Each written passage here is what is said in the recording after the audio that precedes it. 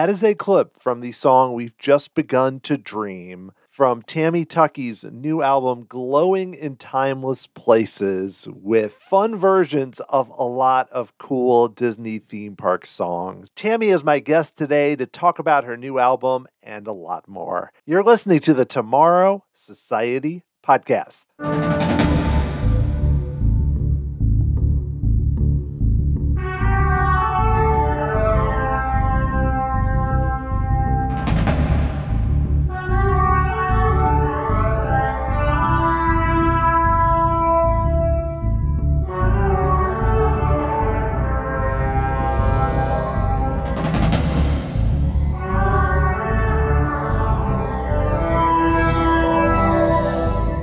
Hey there, thanks for joining me here on episode 197 of the Tomorrow Society Podcast. I am your host, Dan Heaton. My guest today is Tammy Tuckey, who I first became familiar with through her podcast, which is now called The Tammy Tuckey Show. She has talked with a lot of guests who were involved behind the scenes for Disney's parks and films, and has done a great job sometimes with getting big groups of people together, like with the Great Movie Ride reunion, and just seems to be able to get some top-notch guests, some that have been on the show, but then others that I would love to talk with at some point. Tammy has also released now 2 albums with some really cool versions of Disney theme park songs, and not always the songs you're going to expect. You heard the clip from We've Just Begun to Dream. Her new album also has versions of One Little Spark and Veggie Veggie Fruit, but also some songs you might be surprised by, including a Sonny Eclipse song, a new original song inspired by Cinemagique, and I See You, the theme from Avatar, which relates, of course, to Pandora, the world of Avatar. So we're going to talk all about her new album, Glowing in Timeless Places, plus what it was like to perform in front of so many Disney fans at Retro Magic, and some of her preferences on attractions that she enjoys from past and present. It's going to be a lot of fun, so let's get right to it. Here is Tammy Tuckey.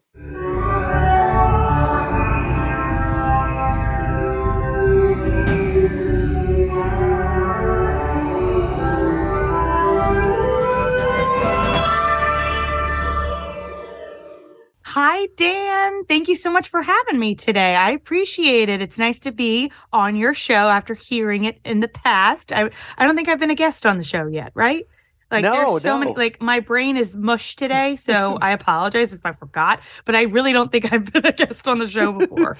No, this is your first appearance. We were both on a podcast with Disney Trivia once that Brett did with Notably Disney, and I proved that I don't know that much about Disney film music, but it was fun. I remember that. That's what you guys beat us, right? Like, you had Beauty and the Beast, and we had Peter Pan. I had to list all the songs, and I was like, Beauty and the Beast is easy. Come on. So you guys had the easy one. I had a very strong partner. That's what I will say, who knew a lot of stuff. But yeah, so it's great to have you on the show. And I especially want to talk about your new album, but I'd love to start even with your previous album. You know, it was called You'll Find Me on Main Street, and I thought it was very cool. I had some songs from EPCOT and other parts of the parks. What got you interested in even doing that when you recording your own versions of songs from the parks that are really cool? I think it was because I had been doing so many covers on YouTube for a couple of years now, and I really wanted to release an album of songs and kind of go through Disney to get the approval to do them, especially ones that really have never been covered before. And I thought, why not give it a go? Let's see if an album would work. And I think I had just graduated college as well too, but I needed a creative output, and that was going to be it for me. I just love being in the recording studio. I'd been in the recording studio for other, projects I'd worked on in the past, and I just thought, okay, well, this might be an interesting way of, creating more music, and it was just a really fun opportunity to do all these songs. So and I chose specifically songs that I remember listening to when I was a kid, when I was at Walt Disney World. So that was very specific and personal to me. Whereas this new album, Glowing in Timeless Places, has a couple of those songs, but has some that I didn't really grow up with, but I had heard of, and a lot of people had suggested, because I asked on Twitter, I said, what do you want to hear? And I got a lot of great feedback from people who were like, we want to hear this and we want to hear that, which was great. So that's kind of how that came to be for me. Well, that's interesting because, yeah, even looking at both albums, you have a lot of kind of ones that I remember, especially going to EPCOT Center as a kid, like Two Brothers and Tomorrow's Child and New Horizons, and then on the new one, like One Little Spark and others. So I'm curious to know a little bit about your history going to the parks, because obviously being interested in some of those, going when, you're young, or even some of them that might have even been, you were very young. I don't know if you got to experience in person. Yeah. I was about 1.5 when I first went back in 1998. And that was during the time that Animal Kingdom had just opened up, to be quite honest, which was really interesting. So we got to experience the park. Now, memory-wise, I don't remember those things. My dad took a lot of pictures and videos, which I would watch constantly as a kid because he would put them on VHS tape for us to relive those special moments, which I just loved. I would watch them incessantly. And then we kept going back every year. And, it just kept getting better and better. We got to attend the Millennium Celebration, which I think is like one of the best celebrations Disney has ever put together and probably will ever see. Yes. And I just really enjoyed that time in my life. And I think it's really shaped me into the person I am today, especially with, the cast members that we got to meet along the way, who I wanted to sing and dance like they did on top of the stage. And that was like my dream as a kid, and still, I guess, secretly is a dream of mine. But, you just are inspired by these things when you see as a kid, and the whole world is your oyster, and you think you can make the changes and be a tomorrow's child, you know what I mean? And be a part of this new futuristic world that is, just life in general. So I think that's kind of where that inspiration came for me particularly. Well, let's talk about the new album. You already referenced it, that you were, taking suggestions and coming up with, you have songs that inspired by Paris. You have a Sonny Eclipse song. You've got such a variety of songs that there were a few where I was like, well, where is that from? I'm not really sure. So how did you approach this a little differently? Because it's longer, it has more songs, you have more guests. So how did you ultimately decide to approach this? I know this one was more of a challenge, obviously. The original album was 7 songs. This one was 11 plus an original song that I wrote based on an attraction at Disneyland Paris. So you have 7 songs you're covering and then 1 original. And then I kind of reached out to people that I've met over the years through my podcast. And I'm just a big fan of them performing. And I don't know if we'll ever meet in person because so many of them are overseas or across the states, and getting the opportunity to meet them and perform with them would be great, but it's probably not likely. So I just thought, well, let me give them a ring and see if they would like to perform in person in the studio, and do a duet. So when I would approach these individuals, I kind of give them a rundown of like what I was thinking and sound wise and what songs, and send them the song and just say, hey, this is the song I'm thinking about, but this is where the different direction I want to go with it, because obviously you don't want to repeat, the original. You want to do something special that's your own, right? So that's what I was trying to figure out. Like, how can you make something that's perfection your own, but make it still sound good? That was the major challenge with this album. But I just loved getting the chance to work with so many people. Like, for instance, I got to work again with Ali Olmos, since you mentioned Two Brothers from the first album. Ali was the original singer of Two Brothers in the American Adventure. And she agreed to be on this album. And this time we get to sing with Sally Stevens, who is the original singer of Tomorrow's Child from Spaceship Earth. And we sang the opening day song for EPCOT, We've Just Begun to Dream. And that was such a fun time to get to perform with them. I was just like, I can't believe I get to sing with them, So it was really, really great. Oh, yeah. Having the three of you on that song, me, I'm a bit older. I remember I didn't go on opening day, but I remember going in the 80s, and just that they would play that song just various times. We've Just Begun to Dream. But to get, so, Allie, I know you knew from performing with her Retro Magic and from Two Brothers before, but how did you connect with Sally then too? Someone who, is not somebody who's out there that much, like Allie wasn't for a while as far as Disney and just being out there. Yeah, Allie I found through a friend of hers who had posted a video of them performing on YouTube. And I messaged him and he got me in contact with Allie, and then the rest was history. And I believe it was the same with Sally. I know over like 250 wonderful individuals because of my podcast. And I'm so blessed that, I get to call them friends now, and I think it was the same thing for Sally because I think she knew George Wilkins. And I think George got us in touch because George Wilkins was a composer of the theme parks, and he did a lot of EPCOT items. Mm-hmm. And also he did, the Country Bear Jamboree and Sonny Eclipse. So I believe he had contacts to her, and she's been in the industry from, she's done so much work. She still continues to work, and she's so talented. And she just released a book, by the way.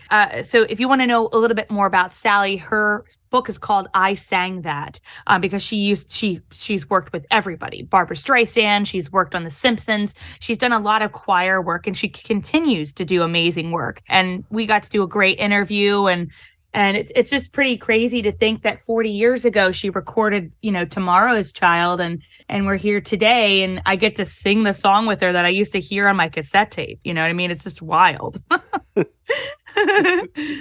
Oh, it's awesome that you got to work with such a cool group of people. You mentioned before taking suggestions. Yeah. Like, how challenging was it to then go about deciding, okay, I'm going to do 11 songs. Here's the 11 I'm going to do. How tricky was that process? It was tough because some of the songs we couldn't cover just because they weren't officially released.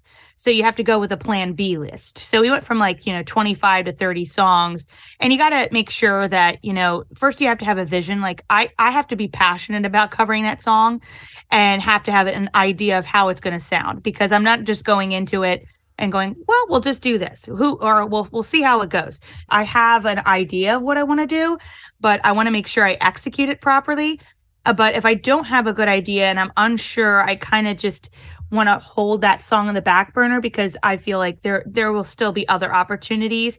But I want to cover things that people suggested if I can absolutely vocally, cover them, if they're not a major challenge. It kind of was a give and take because I had to use some songs from the B list. You know what I mean? And that's just because of how Disney does things. It's more of the song has to have been published, so officially released, if I'm going to cover it. And some of these songs weren't, which is fine.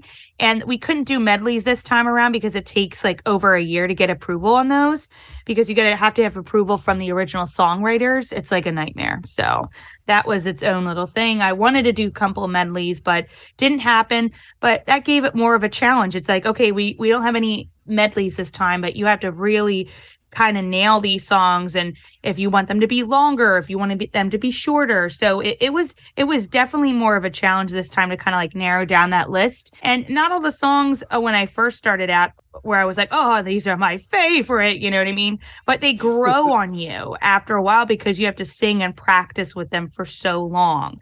And then you're like, you know what? I really like this song. I understand why. Sometimes you have to hear a song 5,000 times before you like it. It happens. I didn't think about all the challenges just with not just the performing, all the other challenges, whether it's copyright or getting approvals or not, that there's another layer to it, which makes it even kind of cooler that everything came out. But you mentioned changing things up. One that really stood out to me was One Little Spark, which is still well known because it, a version of it plays in the imagination, though it's not the original. But I found it very interesting. You had Patrick Richwood come in and kind of play a Dreamfinder-esque person, but that is very different and to me very cool because it's not just straight up doing it. So how did that evolve as you ended up with something very different than the original? I think that one was the one that I was most nervous about because it's so near and dear to people, which is understandable. I saw the original version of the attraction, but as a little tyke, and I do not remember it at all. All I remember is the amazing voice work done by Billy Barty and Chuck McCann, Figment and Dreamfinder, respectfully. I loved their version of it. So I'm like, okay, how can we make this our own? And I didn't want to just do it with me as the Dreamfinder and me as Figment. I thought that would be obnoxious, and I did not want to do that. So I had to figure out like who would be somebody who is a creative character, who has done a lot of character work. And Patrick was somebody who came to mind because I've met Patrick before, and I grew up with his performance as the White Rabbit in Adventures in Wonderland, which was like one of my favorite TV series on Disney Channel. And he's so talented. And what a voice he has. So and he's so playful as a person. And I was like, he would be the Dreamfinder to my Figment. There's no doubt about it. And so I asked him, and he was like, absolutely, let's do it. So it worked well where he could be a part of this album and get to sing it. And it was the cool thing was Disney allowed us to do lyrics from inside the attraction. So from, the attraction's more like a show. You have different scenes, and they allowed us to do, the theater and arts section, and they did the science section. So we were able to kind of mix it up. We didn't do it in the exact order you see it in the attraction, just to make it more of a surprise, because we can do it in the typical way that you're going to expect it, or we could just do the unexpected. And I feel like unexpected is more enjoyable. People like the unexpected if it's really good. So that's what we did. And I really loved how it turned out. It was just so much fun to I recorded. What I would do is I would record my parts first and send them over to the guest soloist. And I would send that over so they could understand. It's like, okay, here's the energy that I'm expecting for the song. And let's see what you bring to it. Like, what do you think would sound good with this character? And everybody they all did their homework, and they all brought a little bit something different to the table for each duet that you hear. Yeah, and I think what's cool is it doesn't sound like Patrick's not doing an impression, because if you try, if I just tried to right now do a Dreamfinder impression, one, I'm terrible at impressions, but two, it would sound ridiculous. It would sound bad. Yeah. So I don't think it would sound bad, but don't put down yourself, honey. Don't ever do that. Well, you know what I mean, though, because you said the originals were so good, it's almost like you have to go in a different direction and do something different. And because you switched up the order and didn't just do it straight on, it's easier to not have a straight up comparison.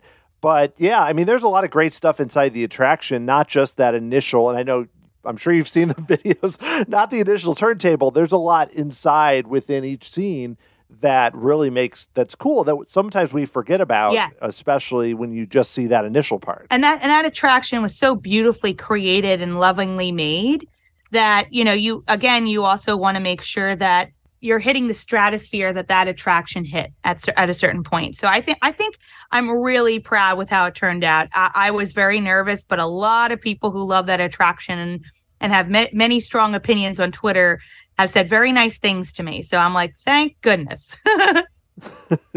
Oh yeah, it's great. And I experienced it a lot as a kid, and think you hit a home run. And it fits well because they just the Retro Disney World guys just released their big new Journey to Imagination Revisited. So it's almost like a companion piece where everyone can learn about that attraction again who never rode it, or people like me that's like, I forgot how cool that was, and then have the song too. So it's good timing.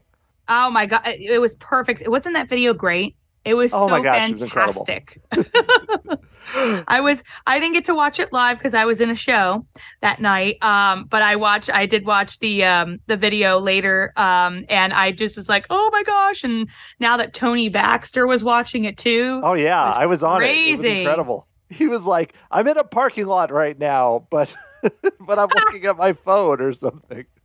Like, really? No, it was I really met fun. him at the expo in September. Very, very sweet man. So he's a sweetheart. I'm glad he now knows the guys, and that he's going to work on that he's going to come. That's so cool. That would be amazing. Hopefully, I hope that works out. So let's continue with the album, though. So I admit, I heard the song "Bright Little Star," and I'm like, oh, this is a nice song. I don't know where it's from. And then I'm like, it's in the Sonny Eclipse show, which, I like Sonny Eclipse, but but it's not, it didn't connect to me. But I think that's really cool that you found some lesser known songs like that. So I'd love to know how that ended up in there, given, a lot of people love Sonny Eclipse, but it's a little different than some of the other things we've talked about. Well, not everybody knows who Sonny Eclipse is, which is understandable.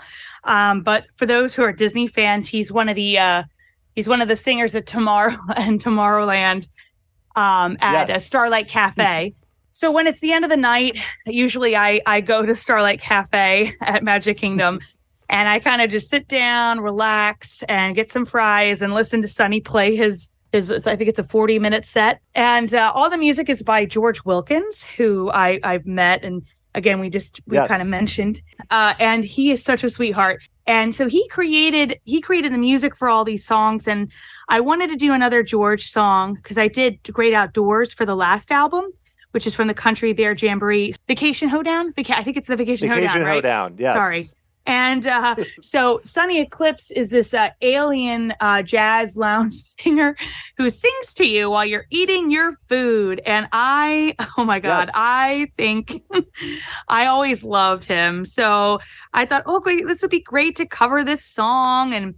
And I knew Cal David, who was the original Sonny Eclipse. And unfortunately, sadly, he passed away while we were making the album. And just really, really sad. And the album is dedicated to him. It's in the booklet for the album itself. And just a very sweet man. He was one of my first interviews on my newer version of my podcast back in 2013. And just a very sweet man and so talented. I always loved his voice. He's just a brilliant, brilliant singer. And everybody credits him for just, being able to play the guitar. But man, could he sing.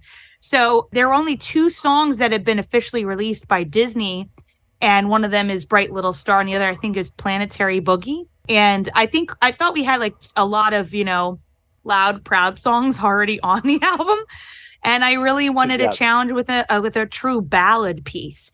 And I thought that this one was like a gentle ballad, and I really wanted to do it. And I think it was perfect because it was actually Cal's favorite song on the album of Sonny Eclipse's music. And I believe it's his wife Laurie's favorite song that Sonny sings too. It's just a pretty beautiful love song, and that's like I think it's the only song that Sonny sings that's very endearing besides the Space Angels song, which is another one I love, because he usually does songs that have jokes.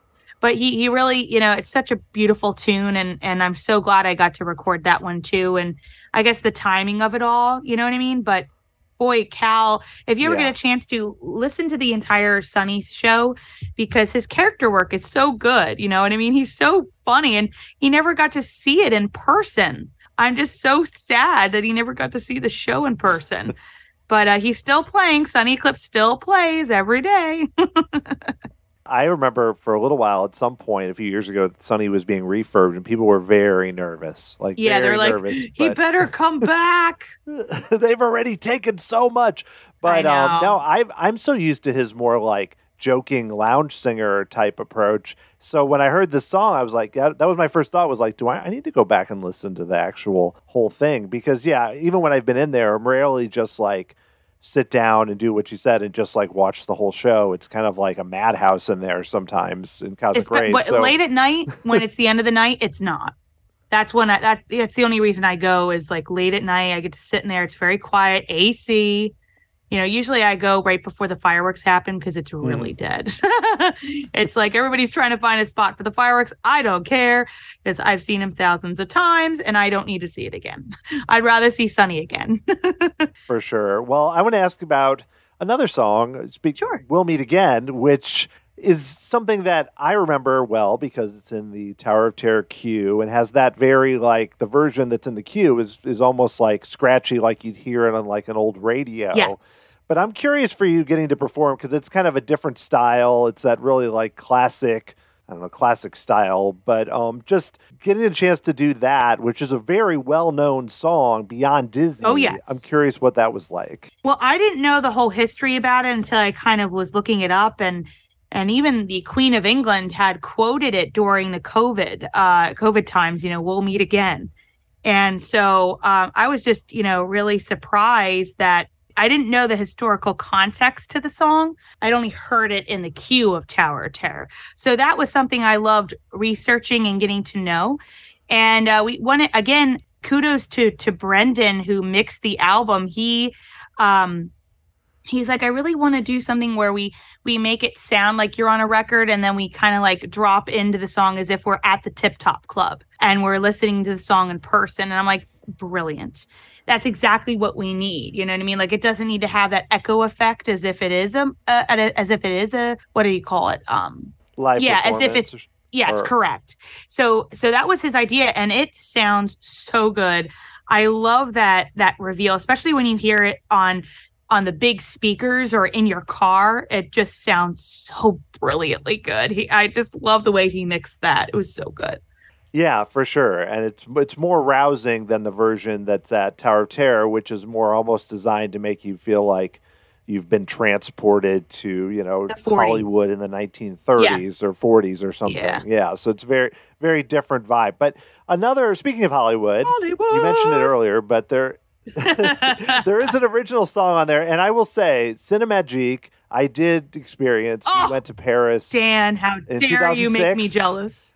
and that at the time, that Studios Park, which now has more, was just nothing. I mean, it was basically Rock and Roller Coaster and a few things and Stunt Show and Cinemagique. And Cinemagique was the one thing there that I went, oh, this is really good. This is like a top-notch, top-quality show with them going in and out of the screen and Martin Short and Julie Delpy and everything. Yep. So leads me into the song Cinematic, which is not from Cinemagique, but that you wrote along with several others. And I'd love to know how that came together, because it really fits with the whole idea of the movie, of someone getting stuck inside a movie and then experiencing all these adventures. Cinemagique never had a song. It had a theme that was based off another movie theme. I think it was the Umbrellas of, gosh, I can't remember, which is a beautiful theme. And Bruce Broughton wrote the rest of the theme and did the rest of the soundtrack. Again, another brilliant composer who I've spoken with, and a sweet guy and very talented. And I had discovered the film back during college a couple years ago, and I was just transported by this film. And for your listeners who've never seen it, you could actually watch it online. There's a leaked version of the actual cut of the film, which is great. It's like nice high def. But basically what it is Martin Short answers a phone call. His character answers a phone call during a movie that you're watching, and then the movie characters suck him into the movie. And now he has to escape and get back home, and he falls in love, and he finds himself in crazy predicaments, and it's just so fun. And I know Jerry, who directed the film, and I've also interviewed him too. He's just a sweet man, and I really, really wanted to write a song that was kind of loosely based off of the idea. So I did, and it was difficult, you know what I mean? Because like I am a perfectionist, and I'm like, I can't write, and I don't like to publish my music or my songs. Like, I write for myself. But I thought, again, another challenge. Let's see how it works. And like, I was changing lyrics up until like 20 minutes of walking into the recording studio. I was so nervous. I was like, I don't know if this is going to work. I really loved what Brendan did with the final mix. And I think he was kind of surprised too, because I sang through it first and he didn't know what to expect because he hadn't had any lyrics because I was still working on them. And then he was like, wow, he's like, this is the different piece in your album. This is you. And I'm like, yeah, I really tried my best to kind of bring out my own musical taste in this one, and also my own feelings. And so it's about a girl who also gets brought into the movies and steps in to a journey that she's never been on before. And it was a beautiful piece to put together. I think it fits really well with just some of the work, like Bruce, who I talked with too, just awesome guy, and some of the work he did. But it doesn't feel like you're just like regurgitating the ride. It's like you said, it's inspired by it in the same mode, but kind of its own thing, which I think is really cool. Yes. I'm so happy that people have been receiving it well, because that, again, another one of the songs I was so worried to share with anybody. I was like, I don't know if I could share any of this. I don't know if it's going to be good or bad. Don't worry about it. So, well, on a totally different note, one more song I wanted to ask you about, which is Veggie Veggie Fruit from Kitchen Cabaret. Yes. Which I have like a Disney piano book. I'm not a great piano player, but like very basic one. And I've tried, we're at the attractions. And I will say that song, at least on the piano, basic piano, a lot more complicated than it seems. Oh, big time. So I'm curious when you're trying to perform it, if it's that challenging, because trying to play the piano, I was like, I don't even know what I'm doing. It was more of the harmonies because I didn't need to make the instrumentals. That was Josh Freelick who did that, and he again brilliant work. Like we talked about what we wanted it to sound like, really big band, and to give it a little little taste, a little spiciness to it. And I think my main problem wasn't really a problem; it was just getting the harmonies down because I'm singing with myself. As fruit. So, but that was like, it's such a fun song. It wasn't like, it didn't feel like work to me. I just had to, do it a couple times and get it down and make sure it sounded on key, and boom, there you go. It's like, it's probably one of my favorites on the album just because of how much fun it is. Right. It's really upbeat and it's a funny song. And, but also just, that show is, and I know it was before you were going to the parks. Yep, before my time. Very strange show. Very strange show, but I mean that in like a lovable way, not in a strange, like bad. But, well, I have one more question just in general. Sure. I mean, you mentioned that this was a lot of work. And now that you've done 2 albums, I mean, are you already thinking about what you want to do next? If there's more you want to record or non-Disney or anything else that you want to do, like in this vein as far as another album? Oh yeah, I always have another idea up my sleeve. Obviously, this one took about a year to create, and I thanks to you and so many other friends, podcast friends, you guys are allowing me to come on your show and promote it. So that's what I'm doing these next couple of months, and if we do well, and maybe I might hit it with a record deal, that would be great. I would like to make another cover album. I have an idea for it, but again, we might have to go back to the drawing board of having help from Indiegogo supporters. We had a great group of people who helped financially support this album, and I couldn't have done it without them. So we might have to go back to doing something like that if we want to do the next album. And it would absolutely. I did not budget it out to the part where I thought it needed to be. That's probably my biggest regret on the album is I thought it was not going to be as much, and it was, but that's okay. We made this album. It has to sound good because it's an audio medium. Right. You know what I mean? I was on board with whatever I could do to make it perfect, and I would love to do another one. I have an idea of a theme. Again, like I don't want to be doing the same 5 Disney songs we hear constantly on the radio or by other artists who cover them. I want to do songs that you probably remembered and you didn't take the time to really sit and appreciate maybe, and kind of reintroduce them, because I really think that music is such a it really does transport people back to a time in their life. So particular songs they might not be like the biggest fans of, but like it still transports you back to that time in your life when you heard that song originally. So that's exactly what I think I would try to do with this next one. Maybe stick a little Disney, maybe do a little bit other things additionally with the Disney, not just geared just it is a Disney CD, because I think a lot of people just expect that from me all the time. Which, I would like to do original music. I'd like to write more songs. I'd like to collaborate with more songwriters. I think that would be a dream for me. You know what I mean? If I was going in a different direction, I'd love to write music and perform it in general as a full-time gig would be great. Oh, I'm sure. And I hope that all works out. I want to ask you about a few related topics, though. Sure. Retro magic. So you've performed at events we mentioned the Retro Disney World guys, Brian Miles and Hal Bowers and Todd McCarthy and JT. Yeah, JT and everything. I have not been able to attend one of their events yet. Still crossing my fingers for this one coming up at the end of September or October. You've gotten to perform. You performed with Allie. I watched those clips online multiple times. What was it like to actually get up there and perform at those events? Because that's very different than what we've been talking about with creating something like in a studio. Well, I think I love to perform. I think it's something that's always driven me as a kid. I always wanted to be up on stage. So that's easy for me. But it's sometimes hard when you're up there by yourself. But as you could see in the videos I've posted, I was never by myself. I was with Allie. I was with George Wilkins. I was with Hal. I was with I'm blanking. Jeff Crawford. I'm sorry. Sorry, Jeff. My brain is mush. And so, I've been blessed to be up on the stage with various individuals and not by myself.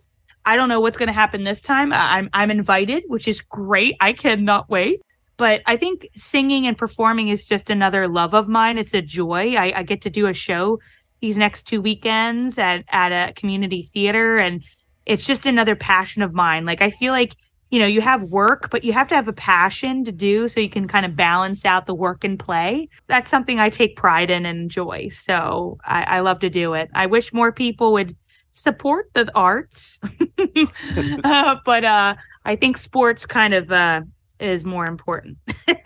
To more Never. people. I don't believe it. Well, you referenced your podcast. I want to make sure to talk a bit about that, called The Tammy Tuckey Show. And I'd love to know, because you started that way back in like 2011. What made you decide to start it, and kind of how has it evolved over the years? Well, I was 14 at the time, and I had two friends, Darlene and Danelle, and Darlene was a mom and Danelle was in college, and there really weren't any female Disney themed podcasts. So we kind of started our own, and we talked about our favorite things. And then from there, we started interviewing people. I think our first interview was with Helen Reddy of Pete's Dragon. And that really, I think, made a turn for our podcast in the best way possible. We started interviewing so many more people. At that time, we kind of moved in our own different directions because, things change in life. And we had been doing the podcast for about a year and a half, I think. And so I got the girls' blessing, and I continued the show and just made it an interview podcast only. And so I got to interview so many great, talented people and talk about their experiences. And they're also talented. And I've been doing the new version of the show since 2013. And now I get to do it live on Friday evenings at 8 p.m. Eastern. We're going to start back up in May after I kind of finish, previewing this album. It's been a while, so I'm trying to try to focus on, promoting the album. But, I love to do these interviews because now it's live on YouTube, and you as the viewer can join in and ask your questions, and I can ask them to the guest while we're live on the show. So you can find me at youtube.com/Tammy. I think the next interview I have scheduled is the end of May. So I'll be posting more on my social media pages at Twitter and Instagram, which is at Tammy Tuckey, and Facebook, which is facebook.com/singer Tammy Tuckey. And that's me. So I just love to do it, and it's fun. And this is such a joy because I never go on other podcasts unless I'm like promoting an album. So this is such a joy to be on somebody else's show and I don't need to host. Yes, I enjoy that also. When people have me on their show, I'm like, wait, I don't have to edit this. I just show up and talk. This is wonderful. I want to do this all the time.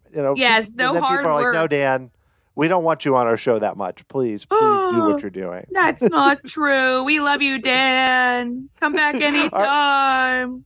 Come back to your show anytime, Dan. Come back. Yes. Well, if you don't mind, I thought we'd finish with a brief, fun game, if that is something yes. you're interested in I doing. love games. Yes. I will say, I wrote this kind of geared more towards old Walt Disney World, and I know a lot of times you haven't been on some of these, so this may be a little tricky because I was thinking, I saw recently on Twitter that you posted that you prefer the under new management version to the original Enchanted Tiki Room, which I've seen both. No, it's fine. I'm not here to argue that, but I'm just saying, I maybe think of an idea. The pitchforks came out that day. Never. But simple idea. I'm going to give you two attractions, and you're going to tell me which one you like better. Okay. Very simple. Now, Some of them you may have never experienced, so I may tweak this on the fly because I wasn't thinking, Tammy didn't go to the park. I've experienced them on YouTube a little bit, if you count that. So I've tried to watch all of them because I like to understand what people are talking about, especially with old Epcot. So I'll definitely give it a go. That sounds like fun. Okay, well, we will mix it up then. So some of them will be based on YouTube. So we'll start with an easy one here. Well, perfect. Not that easy. So during the live stream that Brian Miles brought up, and he said he put down his flag and he said, Journey into Imagination, better than Horizons. So I'm asking you, as someone through YouTube who has experienced both, which one is better? Which one do you prefer? So the original Journey with Dreamfinder. Yes, original, not the one now. No, not the one. We're not going to talk about that. It's fine. It's not bad. Although I feel bad for Eric Idle. I think I love his rendition of his character, so I don't like to harp on that. But if we're going from the original Journey, yes, I think I got to go with Horizons, because not only is the music so touches me to a different level. I think having 3 different endings. I think the fact of, technology is changing. I always loved that. I always loved that about Spaceship Earth. So I even think as a kid, I probably would have loved that more than I would have loved the Imagination ride, to be quite honest. So I'm going to go with Horizons. And that's also from me viewing both of them online as well, too. I really love Horizons. Yeah, it's a tough one. I agree, but that's only because, me as a kid, I think I was even more into it. Like you said, space and undersea and all that. It was cool. Exactly. All right. Yeah. Well, you referenced that The Great Outdoors, which was from the Country Road Vacation Hoedown, was on your first album. But I'm curious, just in general, the Country Bear Jamboree, do you prefer that or Enchanted Tiki Room? Whichever version you want to choose of that too. Which attraction do you prefer? Okay. Well, if we're going against the original Tiki Room, I'll take Country Bear any day. I really love Country Bear. I love the music and I know it all by heart. Having that against new management is a little difficult because I love the music in that too. And I love the audio animatronic of Oa. If I had to pick one, I think I'm going to go with Country Bear. Only because I love it. Like, I never tire of it. Not to say I don't tire of the Enchanted Tiki Room. I never tire of the jokes of the music. And I think it's so much fun. So I'm going to go with not Enchanted. I'm going to go with Country Bear Jamboree. It's funny. I don't know if I'd say Tiki Room, but I have noticed that people lately are really into the Country Bears. You go in and everybody was stomping and clapping. And I'm like, when did everyone start loving this again? There was a stretch of time where people weren't as into it. Maybe it's since they redid the audio. I don't know, but people seem to be really enjoying Country Bears. I think people are getting over themselves because yes, it's like, it's not supposed to be, it's a small world. It's its own little thing. And it's supposed to be ridiculously dumb, but dumb happiness. And I don't know, like, you have to suspend belief to enjoy yourself. And I think people are finally getting it. Dumb happiness. I like that as a description for many things that I enjoyed at the parks. So these 2 attractions, Disney announced basically, I think it was 2017, they announced at the same time that they were closing both of them. Which is Great Movie Ride and Ellen's Energy Adventure. They both were closed at basically the same time. Which do you prefer? Oh, for sure, Great Movie Ride, but yeah. I got to give kudos to the Ellen attraction because that's I never fell asleep during it, like some people claim they did. I always loved it, and I still quote it. But Great Movie Ride, there's no question. Like, when that was top tier, and I wish they could have done something to save it, to update it. I really think it's one of those attractions that made the park what it was. So I really, really, really miss it. And that can't be topped with how they put it together. You know what I mean? You're not going to find another attraction where the cast members are going to play characters anymore in the ride, during the ride, which is such a shame, but I wonder if they look back and we're like, why didn't we do something with that? Especially because the studios has very long lines. I think they had to gut it. I think they had to gut it because of how things were decaying. And it was like, It was going to be a financial nightmare just to, change, to re-update it. So I think they were just like, let's just do a ride with screens. Yeah. Save money. And I love Runaway Railway. Oh, me Don't too. Get me wrong. I want both. That's what I want. I loved both too. Yeah. I think they should have put that on Sunset Boulevard. I agree. And like they did at Disneyland, make it its own building. It would have been super cool. Exactly. You would have thought. Before I ask this, are you very familiar with Food Rocks? Did you experience that show? Yes. Heck. Okay. Yes. Oh my gosh. Yes. I love Food Rocks. You love the work of Peter Gabriel, and with his high fiber wrapper. Food wrapper and his, oh my gosh, yes. Oh, my favorite. Okay, so I'm going to give you two choices then. And I'm assuming on the other one, based also on one song that was in your original album, Food Rocks or Tarzan Rocks. Which one was better? I have to choose between the two. Oh, Snickerdoodles. That's the game. Oh, God. Well, I love the talent that goes into Tarzan Rocks is unbelievable, but that show was outdoors, and it was terrible. Being outdoors, it was so hot. They had to sell ice cream to us during the show. Oh, God, I love that. I do really love Tarzan Rocks. I miss that. But I'm going to go with Food Rocks because as a kid, like, that show was my life. So I'm going with Food Rocks for sentimental reasons.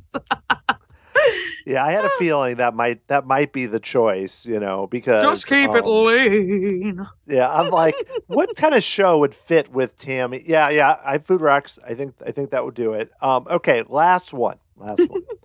This again relates to songs, and I should mention that the song that I referenced from your first album was oh my God, it's like. What is the name of the song? It's like, Strangers Like Me. Strangers Like Me. Yes. I was like hearing Phil Collins in my head, and thank you for stopping me from singing. But yeah, that's why I was thinking of Tarzan Rocks. Okay, last one. Both of these also relate to your first album. Oh, and they are Spaceship Earth, whichever version is your favorite. Jeremy Irons, Judi Dench, whatever, I think I could guess. Or Walter Cronkite, I guess. Or The American Adventure. Which one of those two? Oh, Snickers. I'm going to say Jeremy Irons' Spaceship Earth because we went on that so many different times as a kid. And I really think that version was so hopeful for our future and our time on this earth. And I think it was just a perfect iteration of it. And I really miss it. And I'm just glad to know that the ending sequence with the FaceTime and Zoom calls is still there. It's just covered by black tarp. So when they gut the ride officially, if they ever do it with that update that they claimed they were going to do, they're going to probably take that out. And I just want to call Disney and be like, how much money do you want? Because I will pay for it. I think they could just remove like the covering and be like, it's the future, and it would still work. I mean, maybe you got to make a few updates. You got to update a few screens. It wouldn't take much. Yeah, it's there, and God, like I think it's just the attire that the people wear, but it doesn't seem like it's aged, in my opinion. I don't know. When I watch the video, I miss it. I keep hoping that the Spaceship Earth will like break down before that section when I'm on the ride, so when I walk down, I'll be able to walk past the tarp and be like, it's the tarp. It's the tarp. Well, they also still have the space station from the first two versions is still up there and is covered, and you can see it as you look. And I was like, why can't they just take that off? And I mean, I'm sure there are very good reasons for these things, but really, that's all you got to do. You don't have to spend $50 million. You could do this, no problem. But I agree. Maybe they might have thought about doing that for when they were going to do the new update. I would hope. I don't know what their plan. I don't know. Like, I know they were going to update it with like beautiful new lights, probably LED effects, But honestly, the Jeremy Irons version is the best version, hands down. There's no doubt about it. Although I will say the Jeremy Irons version doesn't have Tomorrow's Child. That's true. And I feel like the two should have been paired. I feel like they should have had an updated version of the song and kept it. But I think it was because it was so involved with AT&T. Was it AT&T? Yeah, AT&T was the sponsor. Not from originally in the beginning, but no, they were. It started out, it was like Bell System, and then But I mean, I think it was like the companies merged, and eventually, but it was AT&T up until the Judi Dench. Oh, the companies did merge. Okay, because I was going to say if the Bell company owned the song, like, do they technically own the song? Is my question. If that's the case, is that why they wouldn't be able to keep it? you know? I don't think so, because it's in Epcot Forever. They play it, so they have the ability to use it again. And also AT&T, I think Tomorrow's Child wasn't in. Wow, we're really veering off here. Wasn't in the original version, I believe. Correct. I think they added the Larry it for the Walter Dobkin Cronkite version. Correct. Or some people, Vic Perrin, Larry Dobkin. They're still, I've heard back and forth on that. But regardless, Tomorrow's Child came with Walter Cronkite, and I think at that point it became AT&T. So I think I think they could use it, which I would love if they did. Why would they turn it off? Yeah. Like, I don't understand. Like, why would you turn off that brilliant song? Maybe AT&T was like, we want our own song, and maybe they never got the new song, and that was never placed in 1994, which is such a shame. Like, that song is brilliantly written song, so that's a shame. I think they were moving away from songs as you as think an identification. About a lot of the stuff, Listen to the Land became Living with the Land at the exact same time, and they didn't have a song. They had the music, but not a song. So I think they were like Universe of Energy move. They had music, but not a song. Words. Yeah, I think they were like, we gotta roll with the times here. Nobody wants to hear us sing a song about living with the land or listening to the land, which is such a bummer. I love all those songs. That's so 1982 or something. That is so 1982, y'all. We're in the 90s now. We're in the 90s. New Epcot 94 now. It's different. Oh my gosh, Epcot 94. The days where Barbie was in Epcot. Yes. We could go off on a tangent there. Yes. I will say, this is a PSA to everyone. Find the Barbie opening special from that time on YouTube. It's ridiculous. That's all I will Barbie's say. Birthday Party at Walt Disney World 1994 is the name of it, if you want it to be specific. Yeah. It's my favorite. I still have it on VHS tape right here. Oh, you do? Wow. I have it right here. Yeah, the people that play the fans of Barbie, top notch fun. Those girls. Well, Tammy. Those girls. That's me. Hi, Stephanie. Here's my Barbie phone. Here you go. I'm going to give you a call, Dan. On that note, I don't even know where to go now. I'm going to get my call on my AT&T on my Barbie phone. If listeners want to call you on their Barbie phone and get a copy of your album and look online, you've already mentioned it, but feel free to let us know the best places they can go to listen to your music and then also follow the podcast. Sure. It's TammyTuckey.com/order. If you want to order the album, you can order a physical copy of your own CD, or you can go ahead and order a copy digitally from Amazon and iTunes, and you can listen to it on Spotify and also YouTube Music. If you can like it and share it with friends to spread the word who are also big Disney fans, I'd much appreciate it. Find me on Twitter, Instagram at Tammy Tuckey, and then Facebook at Singer Tammy Tuckey. You can head to my website, TammyTuckey.com, and also follow along. At the end of May, I'll start the live interviews up on my YouTube channel for my podcast, The Tammy Tuckey Show, at youtube.com/Tammy Tuckey. That's me.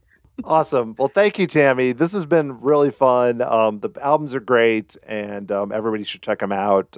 Thanks so much for being on the podcast. Thank you, Dan. And remember, eating right is easy, but choose before you chew. We all have sparks, imagination. That's how our minds create creations. Right at the start of everything that's new. One little spark lights up for you. Well, as we conclude with a clip from One Little Spark from Tammy's new album, thanks to Tammy Tuckey for being on the show. If you would like to check out other episodes with podcasters, former Disney Imagineers, composers, other experts on theme parks, go to tomorrowsociety.com/podcasts with an S at the end.